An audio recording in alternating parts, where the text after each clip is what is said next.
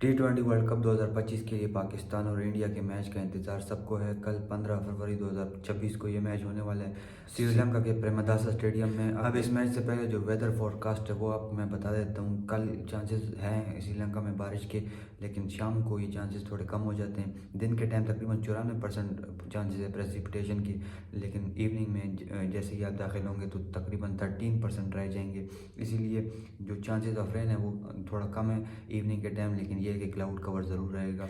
और दिन के टाइम मौसम भी आपको पता ही है, श्रीलंका में बहुत ज़्यादा गर्म होता है, हबस भी बहुत ज़्यादा होती है, लेकिन रात के टाइम मौसम बहुत अच्छा होगा, तकरीबन 26-27 डिग्री सेंटीग्रेड होगा। इसके अलावा ह्यूमिडिटी 74% होगी और उसके अलावा ड्यू का भी थोड़ा बहुत चांस है। अब जब इस तरह की कंडीशंस हो तो ज़रूरी नहीं कि खाली स्पिनर्स के लिए सूटेबल होंगी, फास्ट बॉलर्स के लिए भी ज़रूर सूटेबल होगी। कुछ ना कुछ सी मूवमेंट जो है वो उनको मिलेगी और इसके अलावा थोड़ा बहुत स्विंग भी होगा अर्ली ऑन, तो इसलिए स्पिन हैवी ज़रूरी नहीं है कि। इसके अलावा टॉस का डिसीजन जो है वो काफ़ी इंपॉर्टेंट होगा। टॉस जीत के अक्सर कप्तान यहाँ पे बॉलिंग ही करते हैं, इसलिए कि लेटर स्टेजेस पे जब ड्यू आता है तो सेकंड बैटिंग करना आसान हो जाता है। और यही चीज़ थी कि जो हमने आपको एशिया कप के दौरान भी कही थी कि पाकिस्तान के पास जो वाहिद चांस है इंडिया को बीट करने का वो यही है कि पाकिस्तान टॉस जीते और पहले बॉलिंग करे। पाकिस्तान के कप्तान ने गलती की थी पहले मैच में जब उन्होंने बैटिंग की टॉस जीत के, उसके बाद दोनों मैचेस में पाकिस्तान ने तो टॉस ही नहीं जीता और इसीलिए इंडिया की तीनों मैचेस में सेकंड बैटिंग आई और उसी वजह से उनको ज़्यादा एडवांटेज मिला। खैर, एशिया कप के वक्त भी मैंने आपको कहा था कि इंडियन टीम पाकिस्तान टीम से बहुत ज़्यादा बेहतर है। वो उस वक्त नंबर 1 रैंक थी जबकि पाकिस्तान नंबर 7, और आज पाकिस्तान नंबर 6 है और इंडिया सेम नंबर 1 पे बराजमान है, इसीलिए कि उनके खिलाड़ी भी बेहतरीन है। अगर आप उनके स्टैट्स देखें तो इंडियन टीम की जो मोस्ट लाइकली 11 होगी वही हम आपको बता देते हैं। अभिषेक शर्मा से स्टार्ट कर लें। उन्होंने 39 मैच खेले हुए हैं, 1297 रन हैं और 36 का एवरेज है और इसके अलावा 195 का तकरीबन स्ट्राइक रेट है। अब मोहम्मद आमिर ने कहा था कि वो एक स्लॉगर है, हालांकि ऐसी बात है नहीं, वो सिर्फ और सिर्फ यानी माइंड गेम्स आप कह लें कि वो खेलना चाहते हैं, इसलिए कि बाकी दुनिया की टीमें भी इसी तरह करती हैं, जो अपोजिशन के जो भी प्लेयर अच्छे होते हैं उनको टारगेट करने के लिए इस किस्म की बात कर लेते हैं, लेकिन हकीकत में इसका कोई ताल्लुक नहीं है। इसलिए कि मोहम्मद आमिर को भी पता है कि अभिषेक शर्मा जो है वो कोई 16 रन की एवरेज से नहीं खेलता, बल्कि वो 36 रन की एवरेज से खेलता है। तो ये कैसा स्लॉगर है कि जिसका एवरेज 36 हो।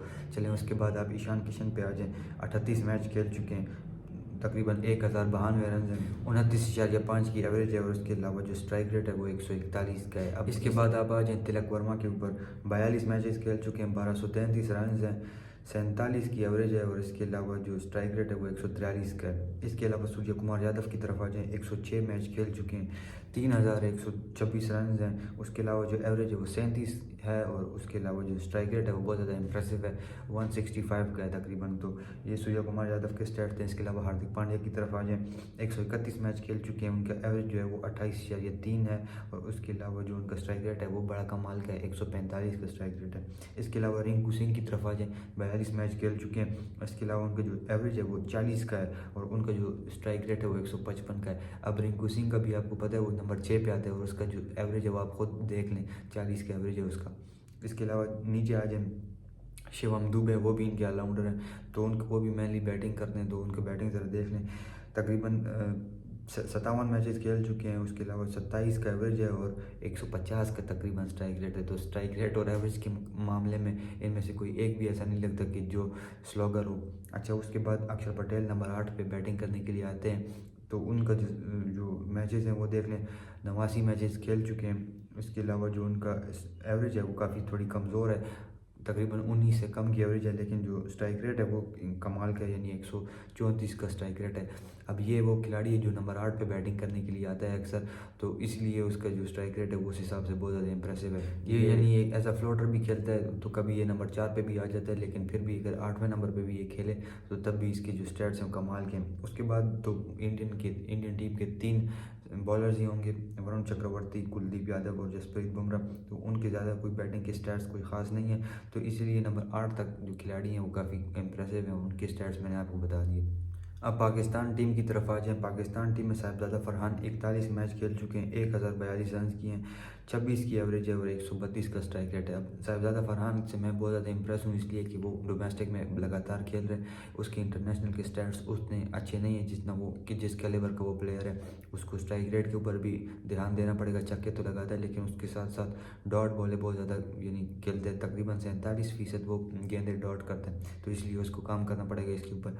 इसके अलावा साइम अयूब ने 63 मैचेस खेले हुए हैं, 21 का एवरेज है तकरीबन। और उसके अलावा जो स्ट्राइक रेट है वो 136 का। स्ट्राइक रेट अच्छा है लेकिन एवरेज बहुत कम है।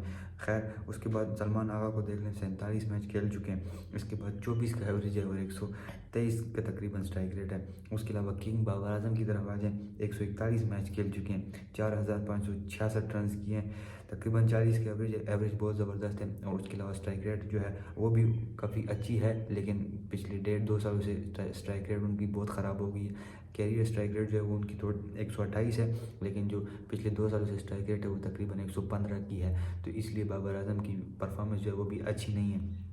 अच्छा उसके बाद अब आ जाएँ उस्मान खान की तरफ, 33 मैच खेल चुके हैं, 18 की एवरेज है और 120 का स्ट्राइक रेट है। अब उस्मान खान भी एक टॉप ऑर्डर का प्लेयर है, उसको भी हमने मिडल ऑर्डर में वैसे ही घुसा दिया बेचारे को। उसकी ना परफॉर्मेंस आ रही है और ना पाकिस्तान टीम को कोई फ़ायदा हो रहा है इस मूव से।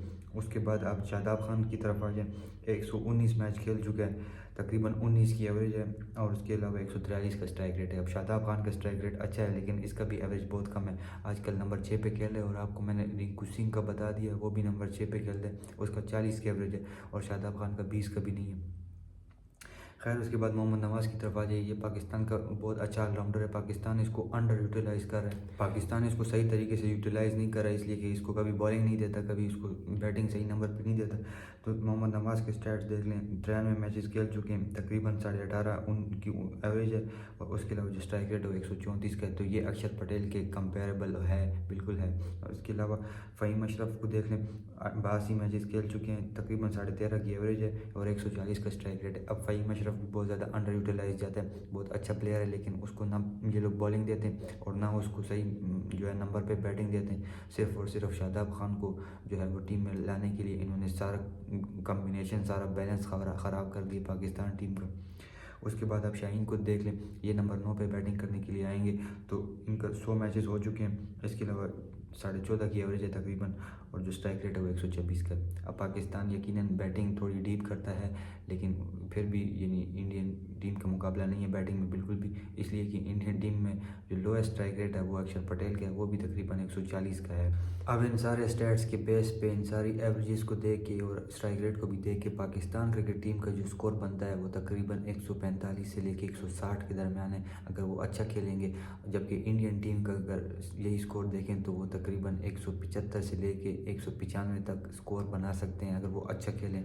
अब ऑन पेपर तो पाकिस्तान की टीम काफ़ी कमज़ोर है इंडिया से, लेकिन हकीकत ऐसी नहीं होती। अगर आपने पिछले कई मैचेस देखे हों पाकिस्तान इंडिया के T20 मुकाबले में तो वो काफ़ी यानी क्लोज रहे हैं, काफ़ी कम्पिटिटिव रहे हैं। 2021 का मैच तो पाकिस्तान जीता था, 22 में भी पाकिस्तान का अपर हैंड था काफ़ी ज़्यादा टाइम के लिए, लेकिन आखिर में वो इंडिया टीम जीत गई। उसके अलावा 2024 का भी जो मैच था वो भी काफ़ी कम्पिटिटिव था, सिर्फ 6 रन से इंडिया जीत गया था। इसके अलावा एशिया कप में भी पाकिस्तान ने मैच फंसा दिया था इंडिया के लिए, लेकिन फिर आखिर में इंडिया का एक्सपीरियंस जो है वो काम आया और इंडिया जीत गया। तो इसीलिए मेरी नज़र में T20 क्रिकेट में चाहे जितने मर्जी अच्छे बैट्समैन भी हों तब भी सिर्फ और सिर्फ उनको एक गेंद चाहिए होता है उनको आउट करने के लिए। तो इसलिए पाकिस्तान क्रिकेट टीम को इसी के ऊपर जो है फोकस करना चाहिए और इसी को अपनी मोटिवेशन बनाना चाहिए। ऑन पेपर उनका कोई मुकाबला ही नहीं है, लेकिन अगर पाकिस्तान टॉस जीते पहले बॉलिंग करे तो उसके बाद पाकिस्तान के स्पिनर्स इतनी क्वालिटी के हैं कि वो उनको फंसा सकते हैं। इंडियन टीम जो है वो उनके पॉजिटिव्स तो बहुत ज़्यादा हैं। सबसे बड़ा पॉजिटिव तो उनका यही है कि वो जिस स्ट्राइक रेट से बैटिंग करते हैं उस तरह दुनिया में कोई और टीम नहीं करती।